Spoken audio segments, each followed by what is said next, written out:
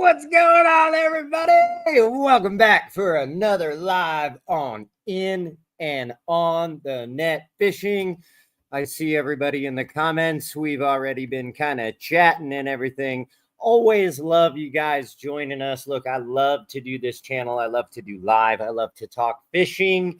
I love to go fishing, just like all of you. And that's why this is just the perfect space for all of us, right? Because, yeah, we're all like-minded. Anyways, check this out. So I'm sitting in the studio, okay? And look, I got the couch, but there's nobody in the couch right now. It's an empty couch. Oh my goodness. So you know what that means? That means we've got people that are going to join us remotely. So hold on, let's see here. Oh, let me see. So everybody, let's welcome our guest. In this case, it is guests. So first, we're going to pull in Mr. Kurt from Godsend Adventures, and he's not even looking at us. Look at, he's in the bait lab. He's busy doing bait, stuffing things. And then we've also got the boys from over at Columbia River Plunkers. There they are right there. Check it out, guys. Look, I got a few banners here. We've got Kevin Page over there. He's the CEO. We've got Braden Page. He's the president. And then they also brought their buddy Nathan Davis, and he is the director of services. And that is right, guys. These guys are literally out there at the Columbia River right now. Really quick, I got a shout out to them here.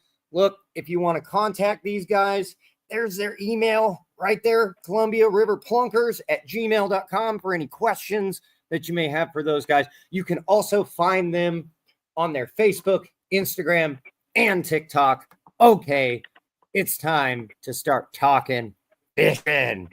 What's going on out there, guys? What's going on? So where are you guys at? We're out here in Rainier, Oregon on the Columbia River. All right. Yeah. So you're doing some plunking, are you? Yes, sir. All right. We're out here running some spinning glows today.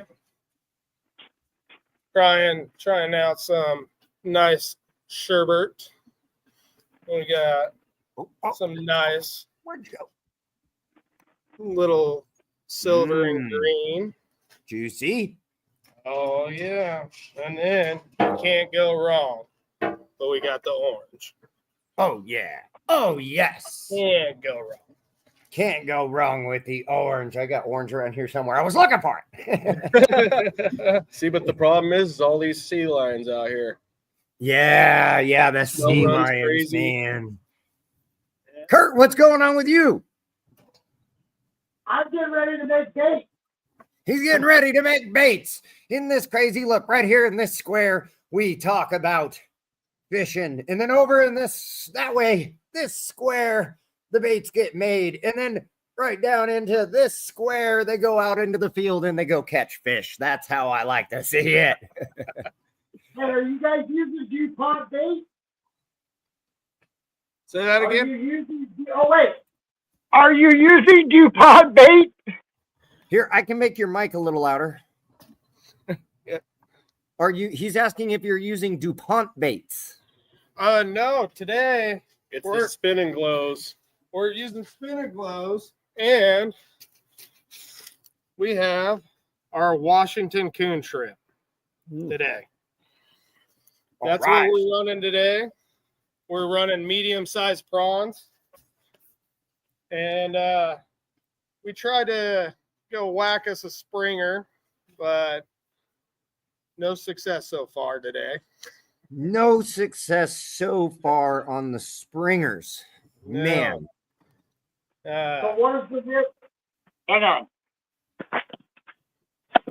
So we got the boys out there in the field, Columbia River Plunkers. The live stream here is basically told you that we are going to teach you. So here's what I want to do. Kevin, I just accidentally removed you from the stage. We don't want to do that. Kevin, you want to run down your setup that you got going on there? Show them how to set it up. Yeah, let's run it down. Now, let me get over here real quick. So first of all, what size rod are you running there? Right here, I run a short rod, an 8.6. I mean, I like to have a fight, play them out, have that lots of action. I mean, but typically when I'm running for spring Chinook, I like to run a 10.6 Akuma and SST. I mean, you can't go wrong with those things. I've got an SST myself. Yep, I love them. I use the heavy and about an 8-ounce lead to 6 ounce, depending on where you're at, depending on current, depending on rocky area. It all plays a factor in how I rig up. Now, on this setup, I got a bunch of sand out here. So I usually, if you guys can see, I run a 3-way swivel right on 50-pound braid. And I run it. So that's my first one I'd say about 20 inches, 18 to 20 inches. I like to run short. Some people like to run long. It all depends on preferences, and how much the water's moving and clarity and everything. I mean, it all plays a factor. And so this would be the first setup that I got. I run it to a 3-way down to a second 3-way. The bumper that I have in between, I usually run about 25 to 30 pound tests. And for the spinning clothes, I'll run about 25-pound tests, just in case you hook into a nice Chinook, you get a little bit more backbone. And then I'll run my leader length. When you run your leader lengths and your spinning glows, you never want it to end up interfering with your 3-ways. So I always run it just right down, give it probably about 3 inches away from each one, just so it doesn't tangle up when you're out there casting. And then the third one, I'll run straight down with a 6 to 7 to 8 inch bumper length. That I'll run a 30-pound bumper right to it with an 8-ounce to a 6 ounce. So, all right, and I see there basically the weight is in the drop shot position, basically at the very bottom of the system, so that correct. So you're going to want about 3 to 4 inches away from your bumper line, so that way you're not getting tangled up. And when you're sitting, it's sitting anchored in the sand. So where we are, it's a sandy embankment, so it's sitting in the sand, and then these are floating up above, so that way it gives it at least a little bit more play. So and now here on the Columbia, we're allowed to run 3 spinning glows. Okay. But it has to be barbless on your hook. And I typically like to run a size 1 for any kind of bait that I'm running. And I'll go through the head, the body, straight to the head. All right.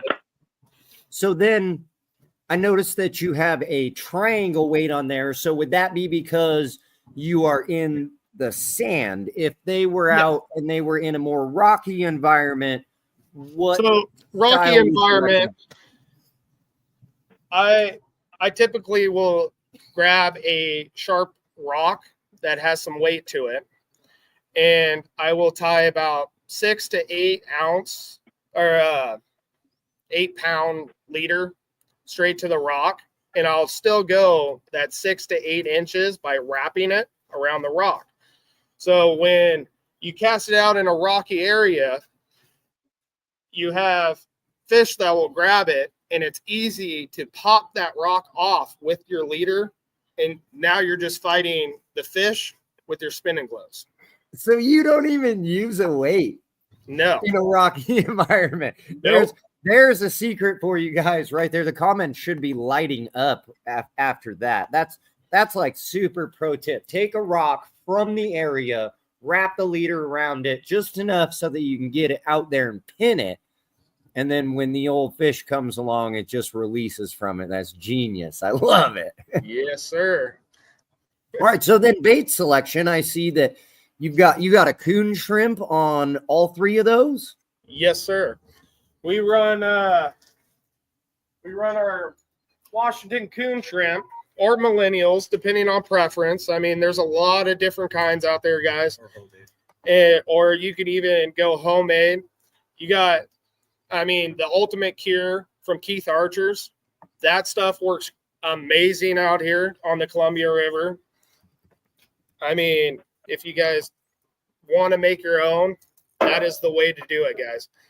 I mean, Keith Archer, I don't know what he did to that stuff, but I tell you what, that's us magic. Right. But yeah, right now, Washingtons are really great out here to run, especially for your springers that are coming in the winter fish. And you can also, what's great about, these coon shrimp is there's so many things that you could put on these when you're running it out there. You got the Addicted Chrome Blend. Great stuff. Love to use it. I mean, you have sand shrimp, like a whole bunch of baits that you could just put a gel on and attract these fish that are coming in to all these, fisheries. Like you got the Callets, you got the Lewis, you got everything. Right. And so it's great to get out there and definitely try, throwing some sense on it, especially if you're not getting, bit or anything like that. You always want to try something new and get out there and, bang a fish. All right. So I want to say, too, for everyone that's watching, if you guys don't already know, these guys have a social media presence on Facebook and a forum. And these guys are trying to help you get into these fish. The setup that we just went through, it might seem a little bit complicated, but look, it's not that complicated when it's tied correctly. Plunking is a great opportunity to sit by the river and kind of just enjoy, especially in these spring environments where we can light a fire on the side of the river and just simply kick out the chair and just kind of hang out. We can set up the barbecue and cook something, but definitely an activity that can be enjoyed from all age ranges. A lot of salmon and steelhead fishing, sometimes you've got to get into scenarios where you're hiking down hills and through crazy stuff, and plunking, you can pull right up onto a nice bar, sit in the truck if you absolutely have to. But these guys sent me a picture. Look at this right here. These guys out there with some kids, showing the kids how to get this done. These guys are absolute fish slayers, guys. Look, boom, here we go. We got a steelhead. I like this one right here. You can clearly see, I'm not sure if I can zoom this in more. I don't think I can. Hopefully you can see it pretty well, guys. I guess I can kind of, that doesn't help none. We can really see the spin glow there inside that Chinook's mouth. I believe that's a Chinook. Correct me if I'm wrong. That is. We got another just banger of a steelhead right there. And I thought I had one more loaded in here that was a nookie. Maybe I don't. That's okay. They sent me a whole bunch of pictures, guys. I have absolutely no doubt in my mind that these guys know what the heck they're talking about just on how many pictures got sent to me to load into the studio. So these guys are worth checking out. Hit them up on their Facebook, their Instagram, their TikTok. Sounds like you don't need to be afraid to reach out to them and ask questions. right? That's what they're trying to do. So show them some love, show them some support. You guys got a YouTube channel yet? We're working on it. We got it situated. We got it set up. We're just trying to get some filming equipment and getting processed on some videos. So that's our next step. Guys, keep a lookout for that too. I'm sure that if you follow them on their other social media aspects, when they get their YouTube all going, there will obviously be links for you guys to go and support them there. I can definitely say from my own personal standpoint that, look, I have a monetized Facebook, I have a monetized TikTok, I have a monetized YouTube. YouTube pays me the best, so support them and go check out their YouTube when they get it all set up, because it's a beautiful thing, especially a group like this where they're helping people to just keep putting back into that group, because it's going to get more powerful, stronger, and better, and going to be able to just continue to help the next generation. So, okay. Is your guys' camera able to move? Can you go show everybody like how you would? Oh, I love it. Look, it's moving. I love it. Maybe show them how to cast this large setup and how they would prepare the rod, For sure. So for one, you want to make sure all your leaders and all your spinning glows are spinning properly, right? And all your leaders are not tangled up, okay? Once that has happened, you want to have your weight sitting up above where you're going to cast from. Sorry, it's a rocky embankment here.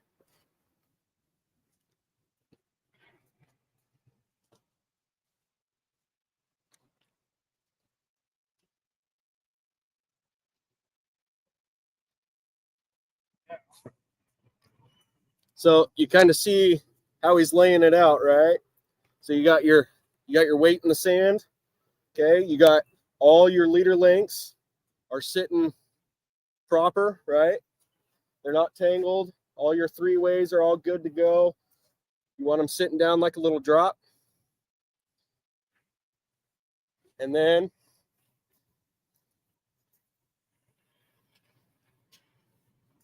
out here on the sandy bar, you don't need to go too far out, so don't think you guys have to wing it out there.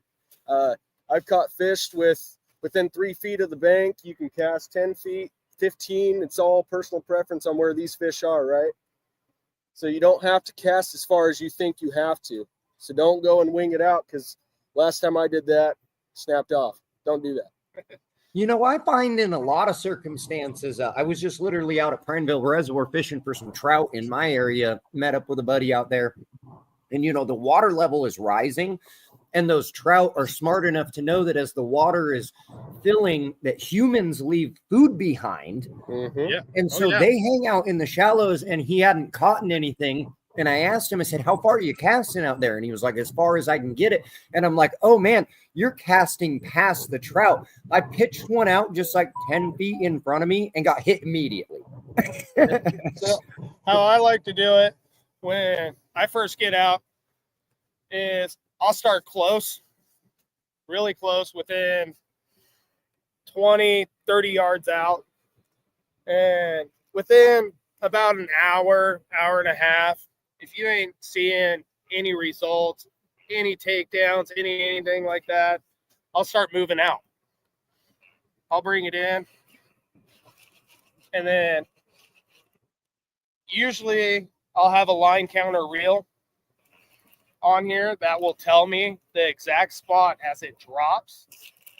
And so if I bang a fish, say 80, what I'm trying to do is hit and generate in that same spot out there at 80 and trying to keep it close to where those fish are swimming in, and being able to bang another fish in that same spot. So I do also want to point out too, so you see the water, you want to kind of look for, it's called a seam, right? So right over here, there's a seam where that water's flowing a little heavier than normal, right? So you want to kind of find and mark that point, so that way when you go and cast, you're trying to go either just inside of it or just outside of it, depending on where those fish are going to be sitting, right? So you got to kind of play that ear by ear. Yeah. Like last year when I was catching a bunch of fish, I started in close and, you know, I was catching them, but then all of a sudden it turned off. And I was like, well, these fish must have moved deeper. So there's a photo in there of me and Braden holding up 4 fish. And those fish I found at 120 yards out there. That's winging it. Nope, that's me and Justin. Oh, well, wrong one. Here, I'll find it. That's another good picture, though. That is a good picture. Those fish. Oh, yeah. Those fish right there. I mean, those were close-in fish. I mean, those were typically between the 60 and 80 range as you're casting. You guys are holding 4 fish in the photo. Here's 4 fish. And if I remember right, guys, that was on watermelons. Yep. So let me see. Every single one of those nooks were on watermelons. I think this is the right one. You tell me. Is that it? That's the right one. That's the right one. There it is, guys. See, these guys sent me so many fish pictures. They sent me another really good kids one that I want to pull up. Yeah, this is just the greatest photo in the history of Chinook salmon fishing. I'm gonna dub that the title of this one. Look at this, guys. Look at this. I mean, come on. Yeah, he definitely did not want to put that fish down. No, he is holding that's that what it's thing. all, and that's what it's all about, guys. For Columbia River Plunkers, is, you know, we want to see the kids out here. I mean, definitely, you know, enjoying nature and not spending it on iPads and keypads and iPhones and everything like that. Like, we want to see them catching fish, banging fish, because this is our next generation, guys. And we want to pass down something that we were taught when we were kids. Amen. Heck You yeah, know? man. I have a whole nother side brand that I do here in my local area called Central Oregon Fishing Report. I started that 10, 12 years ago. And at first it was just me and my best friend sharing information and helping people. And now it's this huge full-fledged community of all these local fishermen that just constantly help each other and get kids out and everything. And it has turned into so much more than I ever could have dreamed of. And I wish everything to your guys' brand as well, that you see that level of success, getting those kids out there, man.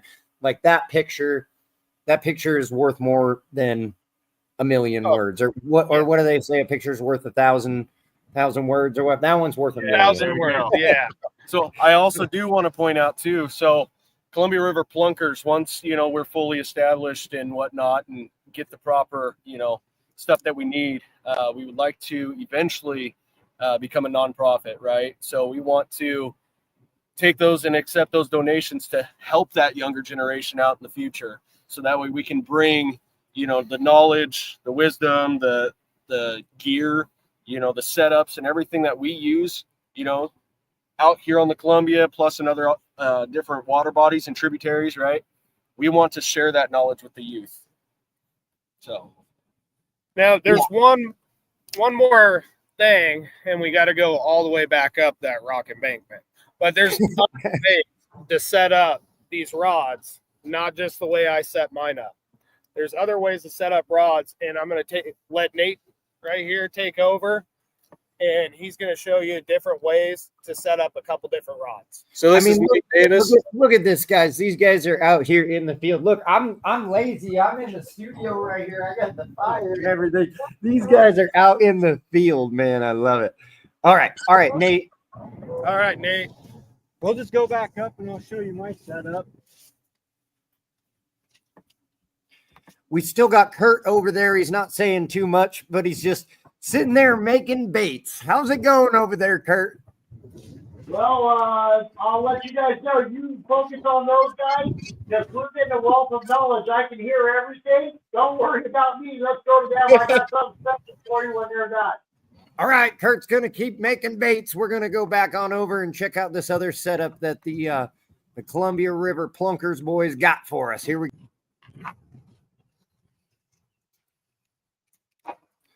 I think they're ready.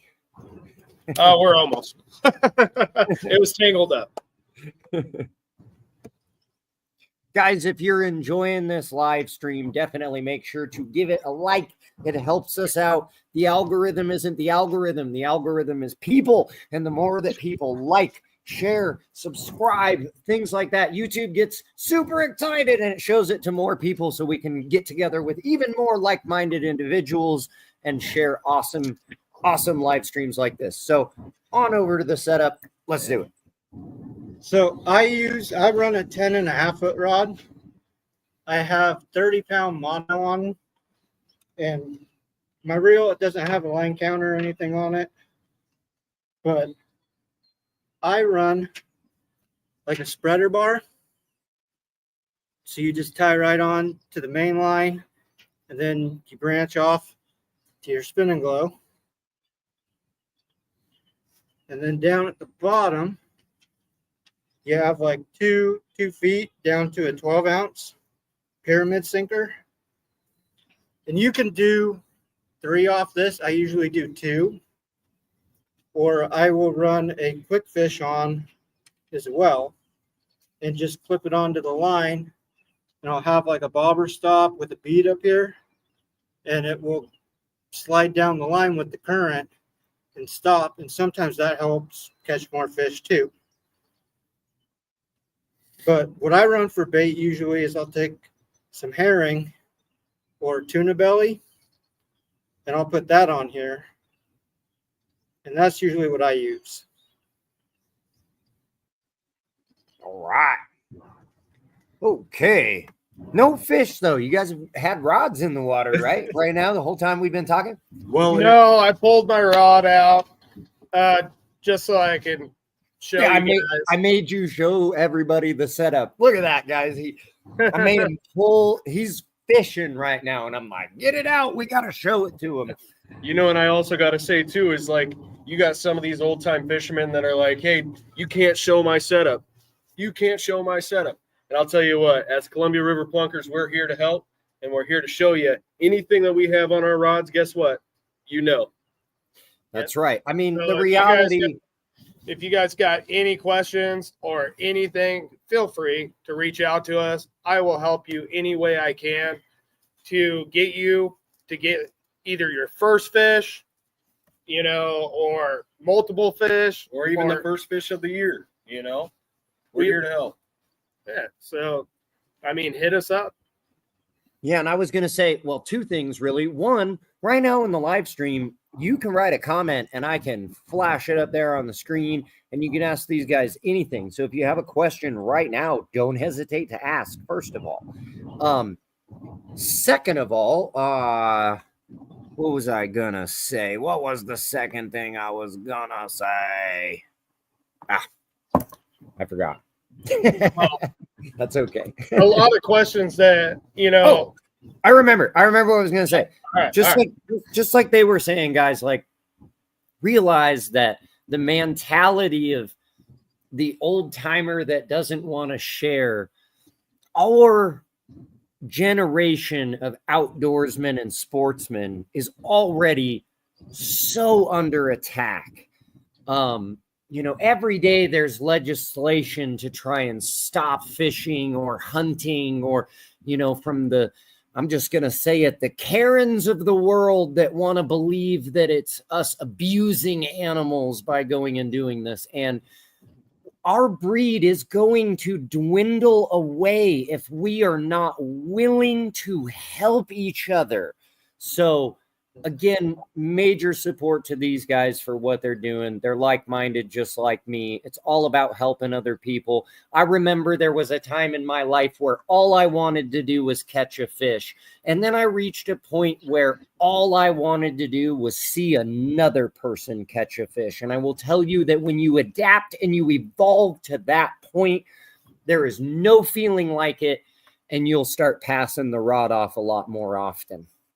Now, another thing, guys, there's always questions on, oh, it's a cloudy day or it's a sunny day. Now, typically, I run dark colors on the cloudy days and run bait, and I will throw some scents on just to get it down the river, just to attract those fish to come in. On sunny days, I personally love to throw on the brightest colors that I can find. And sometimes I'll bedazzle it a little bit. I'll take a bead, put it right on top of my spin and glow, and then I'll take a smiley blade and I'll put it on the very top. And that adds a little bit more bling in the water to get those fish more attracted to it and hit, because once you're a fish and you just went across about 100 rods, I mean, if I was a fish personally, I'm going to attack the one that looks the most shiniest. So a little bit more bling in the water helps a lot. Yeah, I was going to say, guys, I had this realization at one point that people are like fish. And I'll explain this. If you've ever gone to a grocery store and you've walked down a candy aisle and you've looked at how much, or maybe you've never noticed, and now that I'm saying something, I'm telling you, notice.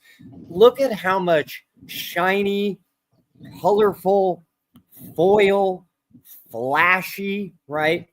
And even when you walk down something like not the candy aisle, say the cereal aisle, you will notice that at the adult eye level, right, is all your like Wheaties and, all your healthy stuff. And then down at the kids' eye level is where you get the Lucky Charms and all this. And the same concept is happening there. Colors, shiny, flashy, a toy. And my point here is that, we've realized that, fish love that stuff and so do humans. And I was just tacking on to what Kevin was saying there that, trust your gut and your instinct that if you're like, man, I would eat this thing, the fish should probably eat the thing too. I mean, that's just a reality. And as far as for me, I like when it gets, not just plunking, any type scenario, whether I'm on the boat or I'm on the bank or I'm doing whatever. When I get in that cloudy type scenario, I usually go to like brasses and golds. And, that seems to be a bit more visible. And one that's often overlooked too is like really dark colors. Like when it gets dark works good. Like black, like it seems weird, like muddy conditions and stuff. Like you would, your first instinct is the hottest color I have. But the reality is that in the color spectrum world, especially for the fish's vision underwater, it's actually kind of the opposite. Like the darker the color, the better. And then, yeah, I mean, I agree with Kevin 1,000% that, boy, when those clouds peel back and you got that bluebird day and it is just sunny, I'm looking for the most like hottest splatter back fluorescent orange, like just the most juiciest thing I can find. I'm trying to use things that have like mylar blades that are super shiny. That's going to really get that fish's attention, because in that sunlight scenario, those flashes of light are going to get seen from a long ways away. And then they come to investigate and they see a hot pink, whatever, and they can't help it, So, but yeah, color selection. I have a video on my channel that's literally completely all about that. Just understanding the dynamic of how different fish see color than we perceive that they see color. And there's all kinds of videos on YouTube too that's fascinating, where people take color wheels and stuff like that. I just shared one the other day, and they actually take them down underwater on a camera and let you literally see what the color looks like at certain depths. But again, the cones in a fish's eye are even different than ours. So even that video is as close to what we can kind of comprehend of how that color is going to look at 100 feet deep, for example. But the fish's eyeball is also just different than our eyeball, you know. But again, I mean, guys, look, these guys catch the crap out of these fish. So if they say use a color, use that color. and they're also the type of guys where you can probably just send them a message before your adventure and say, hey, I'm going here. The weather's like this. What do you think I should use? They'll give you a good answer. And I'll bet you if you follow their advice, you might catch fish. And I do got to say too, is like in different water bodies and different tributaries, right? You got people that we know that have that knowledge of that tributary. So if we don't know the answer, we can always reach out to those people and find out that answer for you from a trained professional, right? So right. And again, there goes that community aspect right there. Whereas we grow together, we have the collective information together. Good point. Yes, sir. All right. I think we need to check up on Kurt. I see him looking at the camera. No. I'm not ready for you yet. Go away. Well, I do got to say, so Kurt Sanders, right? He makes some pretty good bait himself. So, yes. Yeah, if you guys want to check out some killer baits, some awesome soft beads and everything, godsend, dude. And go to godsentfishing.net. Have you guys seen this one yet? Phenomenal. The Spinning Joe? Oh, yes. Oh, yeah. Yeah, I mean, I love these because I am a big, and again, pitch out there, guys. Godsent Fishing makes these, or I'm sorry, Godsent. Yeah, just Godsent Fishing makes these. I have a bunch of their packs here. I got confused because Kurt's channel on YouTube is Godsent Adventures. So check them both out. You need to check out Godsent Adventures and you need to check out Godsent Fishing because Godsent Fishing makes these awesome products. And then we go out on Godsent Adventures and film these adventures with these amazing products. But my point before I get too distracted, this, I don't know how well we can see it, but it is, you know, I'm not going to say that it is a spin glow because it is very different than a spin glow. And I have some spin glows here somewhere, but I'm not going to worry about it. It is very different than a spin glow. And the dynamic of the front of it is very, I would say, prop-like. Yeah, notice how the blades on a spin glow are kind of more to the side, if that makes sense. And again, it's kind of hard to see there, but these are all the way up at the very top. I don't know. They and tapered, as you can see there. They spin like a dream, but here's the big reason why you need to go over to Godsent's website and go buy some of these. They're like a soft bead. So one of the things that I don't like about a spin and glow, and a spin and glow has been around forever, and they've passed the test of time. There's no doubt about that. It's not that I'm hating on a spin and glow, but they are hard. And, you know, I'm going to have sharp hooks, and I'm going to hope that when the fish chomps on it that he's going to get stuck anyways. But if he doesn't, when they chomp a spin and glow, it's hard, and they're not likely going to come and chomp again. Okay. Now, this guy, on the other hand, is so soft and squishy that I can't, you know, when a fish bites this, they're like, what was that? And they want to bite it again. So definitely recommend that. And Kurt makes them in every different color. And I think this one might not even be like available yet, because I do get some sweet stuff from Kurt before he puts it out there for sale, because we got to go out and we got to test this stuff. And that's one important thing about that company too. And the reason why you should check them out. Kurt doesn't want to be producing every color to just go put it in a store, and have a product line of every color. He wants the fish to do all of the talking, and he only wants to carry stuff that are proven tested by the fish. And he's not afraid to tell, like, a store, for example, if they were like, well, do you have yellow beads? Could I get some yellow beads? He'll be like, but the fish don't bite yellow beads. Here's 5 blends that the fish do bite. You know what I mean? And that's important to me, because there's a lot of companies out there that they just bang out colors and variants a dime a dozen, and they don't care if the fish don't catch them. They just want their distributors to carry every one of their blends, right? And it's important to me. So have you guys fished the spinning Joes yet? No, so we haven't had the opportunity to fish the Spinning Joes, but it should be coming here shortly.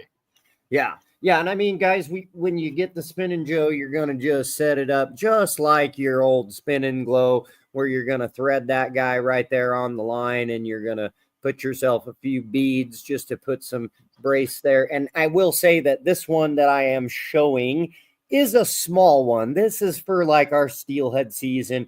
Kurt's come out with some bigger ones to entice those big old fat Chinook salmon, because that's what's going on right now.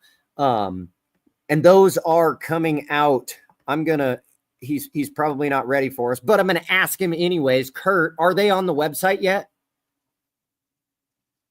So here's the deal. Tonight, I decided that since the men decided to go ahead and stand out in the on the river there, as you guys were talking, he says, "Oh, we need more blades." So I just added more blades. So, hey guys, so Godsend has a policy that when somebody's out doing something good, we support that good. What's going to happen is that I'm looking forward to my adventure coming up there. If I have to come up there for just a night and fish for 2 days, I'm doing it. Right now, I just nailed the first color, but we have 3 to choose from. Okay? And the Spinning Joe, he's correct. I won't send a bait out before I know it's catching fish. I don't catch fishermen, I catch fish. So, guys, would you like to see the Columbia River Fishing Forum's first Spinning Joe?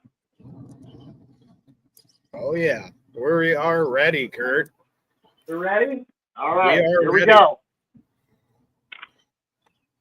So I talked with them today, and they told me, Kurt, we need something that's a little bit purple and a little bit dark. Did you guys all see that? Oh. What happened? Oh, yeah. I'm having technical difficulties. Stay right there, Kurt. I'm going to make you the only person on the screen so we can all see it really well, as big and large as we possibly can.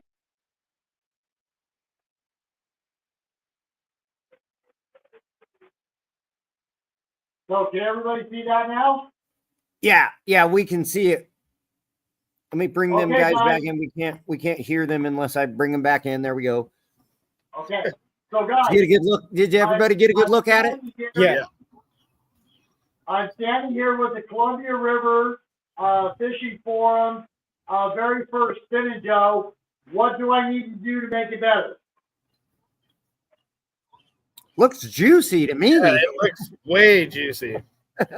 Especially that clear blue, dude, that thing just screams herring is what it screams to me. Mhm. Or Oh, kokanee, A little bit of tuna belly. yeah. It looks like a predator wants to munch it. That's what it looks like. It definitely does, Kurt. That looks All right, amazing. so I'll tell you what. When men get together and they do good things, we're going to always support that from Godsend Fishing. And I'll tell you what, since we named this lure after you, we will make a donation to get the stuff done that needs to be done there. I know that you men have something that you have in store, which I will not let out until you guys let it out. But we will have this up on the website tomorrow morning. If everybody wants to come in, This is called the Columbia River Fishing Forum. I would say salmon killer. We will get out, we will test it. I'm coming up that way. And if it needs adjustment, we will adjust it. But I think that when we put that red coon shrimp on behind this, I think it's done. So at this point right now, let's do a fundraiser for them because that we need some twice the money for the government stuff. And let's get that done, guys. I will share this out to everybody to make sure that they see what you men are doing. And we're very proud of you. And Joshua, and thank you for hosting us tonight. What a great job that you do, brother. My pleasure. I think that this is one of those videos that everybody should understand what just happened right here. We want kids, instead of playing video games, being out fishing and living a life that they won't get addicted to drugs, they won't get addicted to violence, they'll get addicted to fishing. So, and this is in the outdoors. It's a place where they can always calm their head. It's a place where they can always calm their soul. Yeah, there's just nothing better than that kid with the fish, right? That's And right. there's dad teaching them and mom teaching them, right? So guys, let's make this happen. Let's do this fundraiser. I'm going to go back to shooting. You guys keep on. If you want to talk about what you want to do, you guys go ahead and do that. I'm going to keep on shooting. All right. We'll see you later, Kurt. We'll see you later. Okay, guys. All right, Well- so I do have one thing to say, right? So he mentioned the Columbia River Fishing Forum, right? So you have to go through Columbia River Plunker's Facebook page, right, in order to join the group, okay? So there's a little join group button that you click, and then as soon as you click or you follow the group, I go through at least once a day and invite everybody that has joined the group to be invited to that fishing forum. So that way you guys can make your posts on your fish that you caught, any questions, comments, concerns, what bait should I use in this water body, what bait should I use in this tributary, so on and so forth, right? We don't just fish the Columbia River. So if you have any questions on any other river here in Oregon or sometimes even Washington, always reach out. Facebook is the key place right now. All right. All right, guys. I was going to say, just like Kurt was saying, let's try to support these guys. I got their email right here. I'm sure you can get a hold of them if you have like a donation. Maybe later I'll go set up like a GoFundMe. We can get some money into these guys' pockets so they can get some camera equipment, get things started. As a matter of fact, I'll tell you what, I'll do something really, really cool. I got an action camera a company sent me. I'm going to send it their way just to give it to them. Let them have an extra camera. I've got plenty of them here in the studio. So and I'll tell you what, Joshua, too, you send us the camera. We get that film production for the people and for the viewers that like, comment, and subscribe, right? So the more active you are, the more chances that you guys have to either A, win something, right? B, be the top, person of the week. We shout out every subscriber at least once a week to once a month. We like to give back, but we also like to receive information. So give me the information and I will give you information, right? So it's kind of how it works. All right, guys. Well, we are just over an hour for the live stream here. These guys I can see in the background, it's starting to get a little bit dark on them. Light is getting limited, and they are actually out there trying to catch a fish. So I'm going to give them their last little bit of light for them to focus and try and get one tonight. So we're going to go ahead and wrap this up. Make sure to subscribe to In and On the Net. Make sure to go and subscribe to this way. Go and subscribe to these guys when they get their channel up. It's not up yet.